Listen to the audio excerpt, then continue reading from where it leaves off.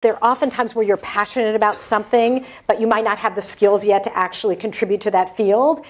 What are the soft skills or the other opportunities in that discipline that allow you to get your foot in the door as you're building those other skills? That's a fantastic question. Definitely soft skills become more and more important as you move further in your career, right? And there's a point at which it flips, and they're far more important than the hard skills are.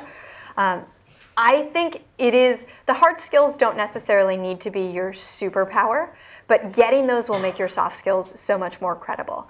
So for example, I remember being told when I was in college that I should get the hardest engineering degree that I possibly could, and I didn't. I designed my own.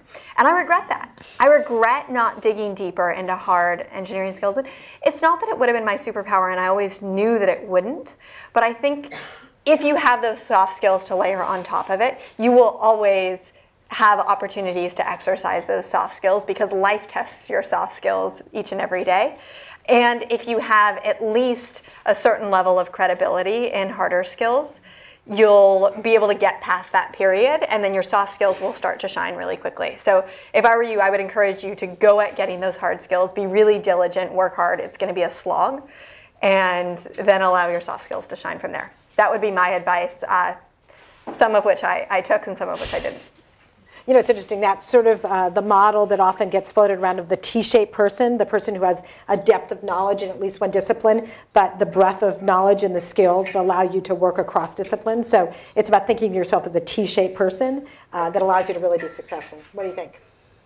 I agree. I think there's a lot to be said for acquiring some of the hard skills, even if they're not your superpower, just to have credibility and knowledge.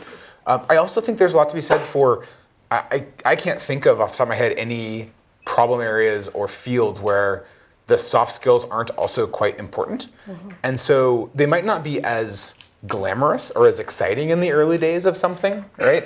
But you can almost always find a way to help, and that gets you involved, and that gets you both building the hard skills and also more and more kind of expertise in that area, so that as you get deeper into your career, you have more and more, right? And so you can get into classic kind of, you know, you're starting a technology company in Stanford, we're in the Technology Ventures program, and it's like, well, you know, what does somebody who's not writing code do in the first year of a software company? There's a lot, right? Now, that doesn't mean you need 5 people who don't have engineering degrees and 1 engineer, because that doesn't work out that well. But there's a lot of stuff to do, and I don't mean like kind of dumb stuff, right? Like, you know, like, yes, you need to get an office and get benefits set up and administrative stuff, but there's user research, there's partnership conversations, there's a bunch of stuff that needs soft skills. You can find a way to help.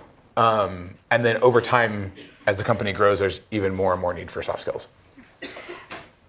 And the more that you have hard skills, I would say even in that role, hard skills are really important because you'll be so much more credible with engineering teams, and you'll actually understand the pain and problems that they're going through, and you'll be able to better take back, say, user research or fundraising feedback in a way that's useful to the team. So yeah. Hard skills are always helpful.